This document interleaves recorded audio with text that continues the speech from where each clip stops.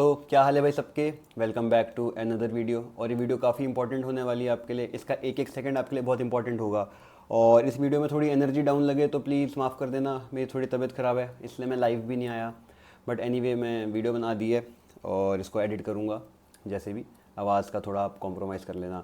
ये वीडियो आपके लिए इसलिए इतनी इंपॉर्टेंट होने वाली है क्योंकि मैंने इसमें एक एक चीज़, एक एक क्वेश्चन आपका लिया है जो हर एक बच्चे के दिमाग में आ रहा होगा, जो पहले मेरे दिमाग में भी आ रहा था जब मैं आपके सिचुएशन में था, जब मेरा भी रिज़ल्ट आउट होने वाला था। जैसे कि कुछ कुछ क्वेश्चन ऐसे होते हैं कि ये राउंड 3 ही स्पोर्ट्स का राउंड होता है क्या है, इसको मैं आपको बताऊंगा। फिर मैं आपको ये बताऊंगा कि प्रेफरेंस लिस्ट कितनी मैटर करती है, लो स्कोर पे अच्छा कॉलेज कैसे मिलता है, ठीक है ना। अगर आपने 2 स्पोर्ट्स के ट्रायल दे रखे हैं तो किस स्पोर्ट्स का ट्रायल आपको एडमिशन दिलाएगा। मैंने थोड़े और भी लिख रखे हैं, थोड़ा भूल रहा हूँ मैं आज, थोड़ा एनर्जी का मैंने बताया आपको, ठीक है ना। फिर मैं आपको ये भी बताऊंगा कि जो टॉप के प्लेयर्स थे ना, जो नेशनल प्लेयर्स थे, उनसे इतना भी मत डरो, ठीक है ना। उनकी भी मैं आपको रियलिटी बताऊँगा।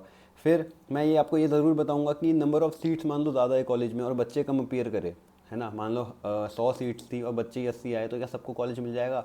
मैं इस पर भी आपको बहुत अच्छा एक्सप्लेन करूँगा।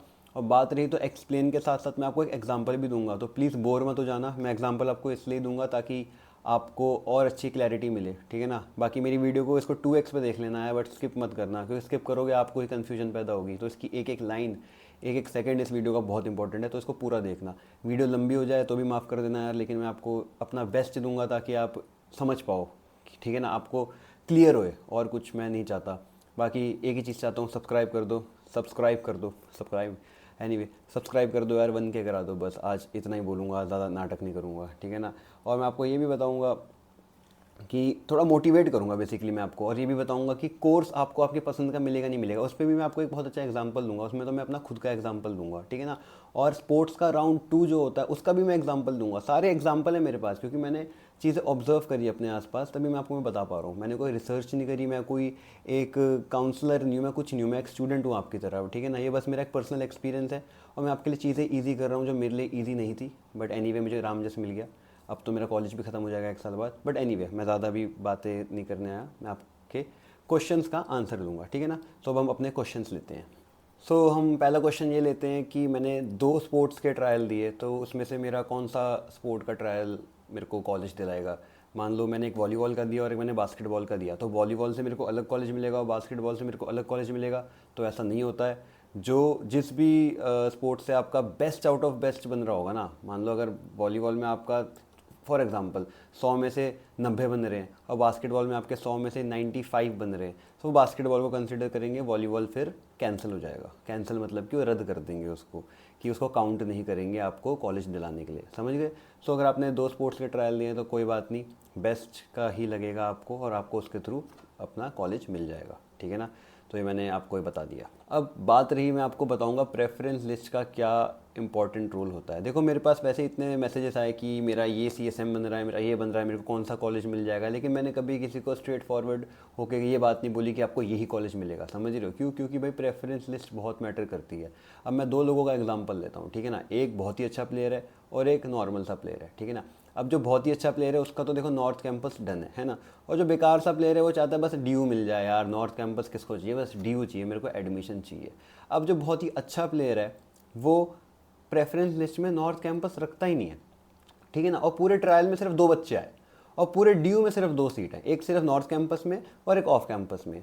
अब जो अच्छा प्लेयर था उसने जब नॉर्थ कैंपस रखा ही नहीं, उसने ऑफ कैंपस रखा अपनी लिस्ट में, है ना, प्रेफरेंस लिस्ट में, तो उसको ऑफ कैंपस अलॉट हो गया। और वहीं पे जो बेकार सा प्लेयर था जिसको कभी उम्मीद ही नहीं थी कि वो नॉर्थ जाएगा, उसे बस DU चाहिए था, ऑफ मिल जाए, साउथ मिल जाए, कुछ भी मिल जाए, उसे नॉर्थ मिल जाएगा, समझ रहे हो आप, क्योंकि सीट्स तो भरनी होती है ना।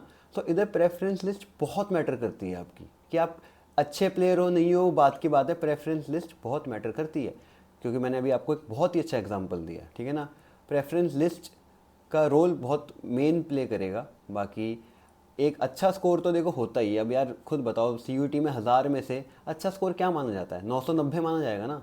वही वाली हाल है भाई, कि अच्छा स्कोर तो आउट ऑफ इतना ही माना जाएगा। अगर जो ट्रायल में 400 में से 400 ला रहा है वो बेस्ट है।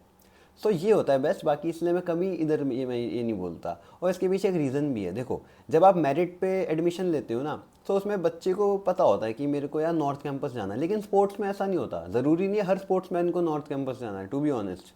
सही में बता रहा हूँ मैं। अगर तुम कह रहे होंगे कि भाई हमें तो नॉर्थ कैंपस जाना है, तुम स्पोर्ट्समैन थोड़ी हो भाई, तुम्हारा तो जरिया है स्पोर्ट्स कोटा एडमिशन लेने का। एक जो टॉप का प्लेयर है ना, पहली बात तो जो टॉप का प्लेयर है वो पढ़ता लिखता थोड़ी है भाई, वो तो अनपढ़ है।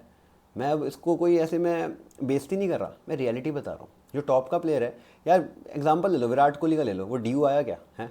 आया डीयू? नहीं आया ना। है धोनी आया क्या डीयू? नहीं आया। ये नहीं आते भाई टॉप के प्लेयर, पहली बात तो आते ही नहीं पढ़ने, इनको तो भाई इंडिया खेलना है। जो तुम लोग हो, तुमको डीयू चाहिए था कि तुम्हें एडमिशन मिल जाए। मेरे पे लोग पूछते हैं कि यार कॉलेज में आके खेलना ज़रूरी है, बताओ तुम्हारे सवाल ही ऐसे हैं। सो इसलिए इतना भी मत सोचो, ठीक है ना। जो टॉप का प्लेयर है पहली बात तो वो ट्रायल में आता ही नहीं, और जो आता है वो ज़रूरी नॉर्थ कैंपस जाता है। सो ये मैंने आपको बता दिया कि प्रेफरेंस लिस्ट कितना रोल प्ले करती है अपना। तो जैसे कि अब सबसे बड़ा क्वेश्चन कि क्या हमें हमारे पसंद का कोर्स मिल जाएगा। तो देखो भाई, इसमें मैं आपको अपना एग्जांपल लेके बताता हूँ, ठीक है ना। जब मैंने अपनी प्रेफरेंस लिस्ट बना दी थी फाइनल की, तो उसमें मैंने फर्स्ट पे रामजस का बीकॉम ऑनर्स, थर्ड पे बीकॉम प्रोग्राम रामजस का ही, और सॉरी सेकंड पे बीकॉम प्रोग्राम, और थर्ड पे इंग्लिश ऑनर्स रख दिया था। मुझे था कि रामजस अगर तुम मेरे को बीकॉम ऑनर्स नहीं देते हो कोई बात नहीं, प्रोग्राम दे दो। अच्छा अगर प्रोग्राम भी नहीं देते मेरे को इंग्लिश ऑनर्स दे दो, लेकिन मेरे को रामजस चाहिए। बट मेरे को ये नहीं पता था कि एक बार अगर आप कॉलेज में एलिजिबल हो गए ना, सो आपकी जो भी फर्स्ट प्रेफरेंस होगी ना उस कॉलेज में कोर्स की, आपको वो अलॉट कर देंगे आपके पसंद का कोर्स, ठीक है ना। तो इसलिए मेरे को बीकॉम ऑनर्स मिल गया। सो इसका कंक्लूजन क्या होता है कि बस आपको कॉलेज में एलिजिबल होना है। एक बार आप कॉलेज में एलिजिबल हो गए ना, फिर वो कॉलेज वाले देखते हैं कि अच्छा इसकी फर्स्ट प्रेफरेंस क्या है, आपको वो अलॉट कर देंगे। क्योंकि देखो ये एक, आप मानो ना मानो, कॉलेज को आपकी नीड है, कॉलेज को आपकी नीड है और आपको कॉलेज की नीड है।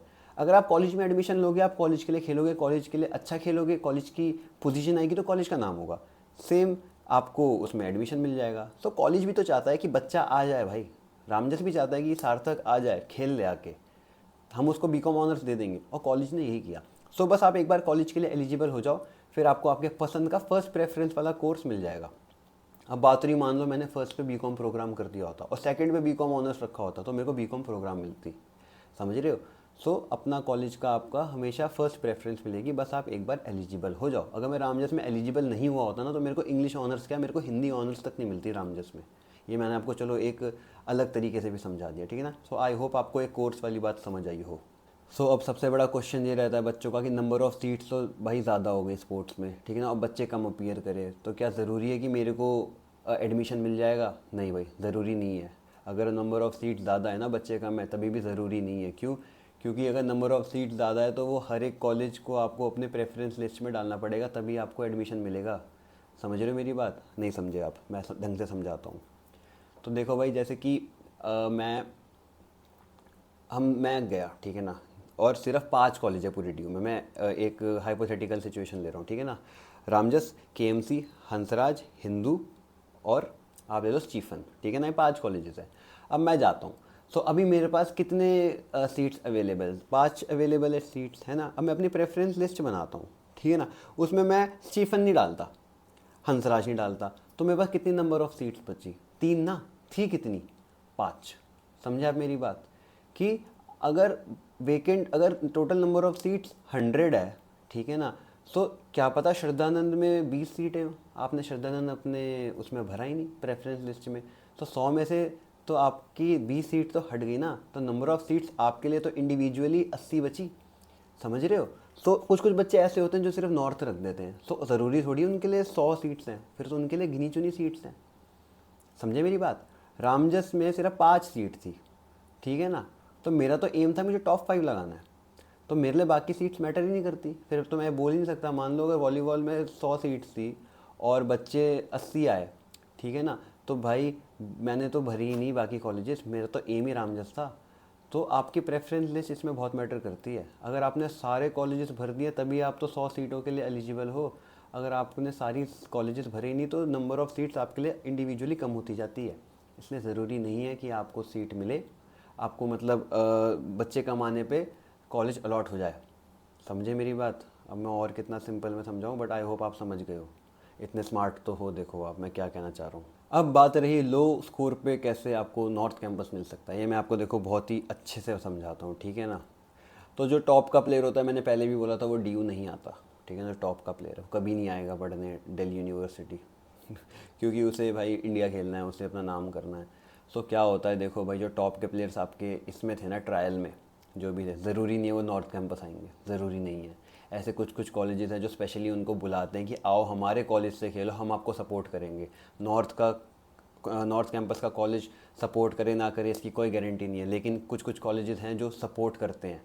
मैं नाम तो नहीं लूँगा ऐसे में, ठीक है ना, क्योंकि फिर वो देखो मुझे पसंद ही नहीं है बात करनी कि ये कॉलेज ऐसे ये कॉलेज ऐसे है।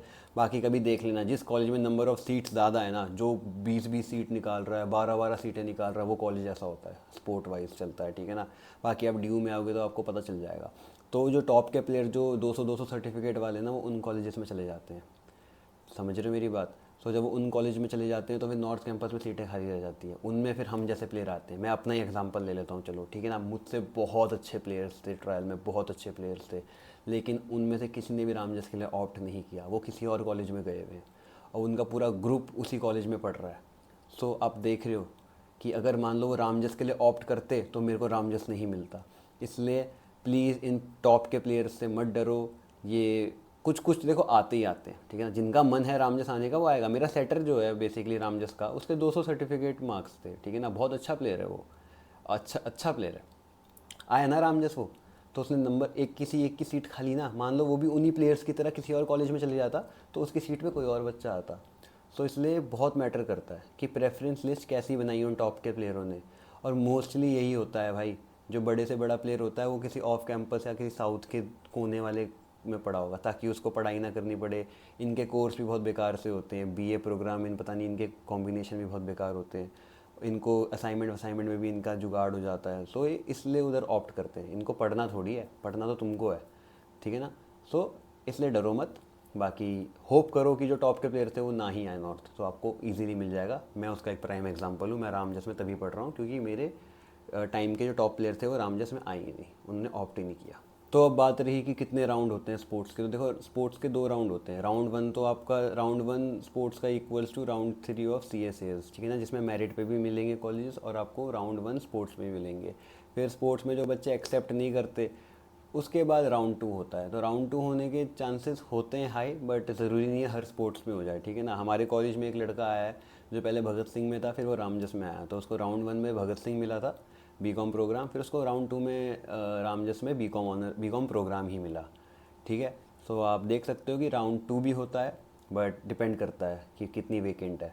बहुत रेयर होता है, बट कुछ कुछ उसकी किस्मत थी, आ गया। देखो जिसको रामजस मिला होगा उसने एक्सेप्ट ही नहीं किया, भूल गया बेचारा, जो भी फ़ी पे नहीं कर पाया, जो भी हो सकते सर्कमस्टेंसेस। सो राउंड 2 भी होता है, ठीक है। आई होप मैंने आपके सारे डाउट क्लियर कर लिए, ठीक है ना। CSM इतना मैटर नहीं करता एक, क्योंकि देखो इसमें यार प्रेफरेंस बहुत मैटर करती है, प्लेयर कहाँ जाना चाहता है, ठीक है ना। मेरिट में तो प्लेयर चाहता है नॉर्थ आना, लेकिन स्पोर्ट्स में ज़रूरी नहीं है, हर कोई नहीं चाहता नॉर्थ आना, तो आप ये मत सोचिए, ठीक है ना। कुछ कुछ अपनी सेटिंग बिठा के कहीं और चले जाते हैं।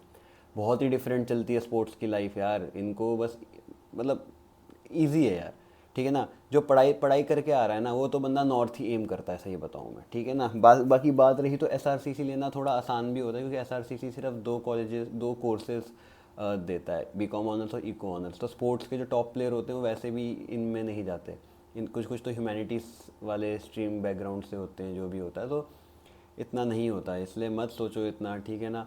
बाकी जैसा भी है आई होप आप सबको अच्छा कॉलेज मिले, ठीक है ना। और 15 अगस्त को आपका रिज़ल्ट वैसे ही आउट हो जाएगा। ये वीडियो भी मैं कल तक डाल दूँगा जब भी। बाकी प्यार बनाए रखो, सपोर्ट करते रहो, एंड आई होप आपको मेरी भाषा समझ आई हो, मैंने क्या बोली। मुझे पता है मेरा सर कितना दर्द कर रहा है, जो भी है, बट ठीक है यार, वीडियो बना दी है मैंने। और अगेन आई होप आपको मेरी बात समझ आई हो। बाकी कुछ डाउट हैं तो प्लीज़ पूछ लेना, मैं जवाब दे दूँगा। बाकी परसों तो देखो DU ही आपको जवाब देगा, किसकी पतंग उड़ेगी किसकी कटेगी। बट मैं फिर से होप करता हूँ सबका अच्छा जाए। ऑल द बेस्ट आपको। बाकी आओ कॉलेज में, मिलो मेरे से यार, बिल्कुल मिलना। रामजस में आओगे तो ज़रूर, फिर तो मुलाकात हो ही जाएगी, ठीक है ना। सो आई होप आपको मेरी बात समझ आई हो, चाहे फिर बात हो वेकेंट सीट की है, आई मीन राउंड 2 की है स्पोर्ट्स के, चाहे फिर वो नंबर ऑफ़ सीट्स ज़्यादा है बट बच्चे कम आए, उसमें सबको कॉलेज मिलेगा, वो भी मैंने एक्सप्लेन कर दिया है। प्रेफरेंस लिस्ट का क्या गेम चलता है मैंने वो भी बता दिया है आपको। 2 ट्रायल्स दिए हैं वो भी बता दिया, सब मैंने बता दिया आपको। CSM इतना मैटर नहीं करता, ठीक है ना। बाकी जो भी है, okay, all the best, bye bye. ये भी करने में देखो ताकत लग रही है। Anyway, bye bye.